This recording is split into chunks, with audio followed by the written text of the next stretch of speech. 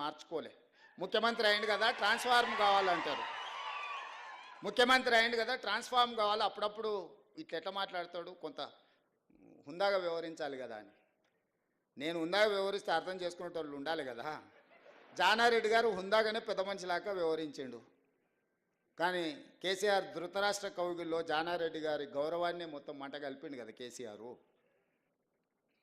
అందుకే 20 ఏళ్ళైనా 2004 టైంలో ప్రజా జీవితంలో రావాలని మొదలుపెట్టిన ప్రయాణం 2024 20 ఏళ్ళు పూర్తయింది. 20 ఏళ్ళల్లో మొదటి రోజు నేను జడ్పీటీసీ ఉన్నప్పటి టెంపర్మెంట్, ఈరోజు ముఖ్యమంత్రి కూడా నా టెంపర్మెంట్లో చేంజ్ లేదు, విజ్డమ్లో చేంజ్ ఉంది. ఎందుకంటే జడ్పీటీసీ ఉన్నప్పుడు జడ్పీటీసీగా వ్యవహరించిన, ఎమ్మెల్సీగా ఉన్నప్పుడు ఎమ్మెల్సీగా, ఎమ్మెల్యేగా ఉన్నప్పుడు ఎమ్మెల్యేగా, పార్లమెంట్ సభ్యుడు అయినప్పుడు దేశ స్థాయి ఇష్యూసు, పార్టీ అధ్యక్షుడు అయినప్పుడు ఒక విజ్డమ్ ఉంటుంది. చీఫ్ మినిస్టర్గా నాకు ఒక విజ్డమ్ ఉండాలి, ఈ తెలంగాణ రాష్ట్రాన్ని ఎట్లా ముందుకు తీసుకెళ్లాలని ఒక ఆలోచన ఉండాలి. విజ్డమ్లో నేను అప్గ్రేడ్ చేసుకుంటున్న నా స్కిల్ని,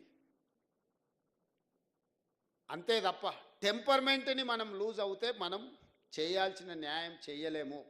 ఈరోజు ప్రభుత్వంలో రేపటి నుంచి మీరు ప్రభుత్వ ఉద్యోగులు అవుతారు, సబార్డినేట్స్ అవుతారు. అప్పుడు అంత ఫ్రీగా నేను మీతో ఇట్లా మాట్లాడలేను.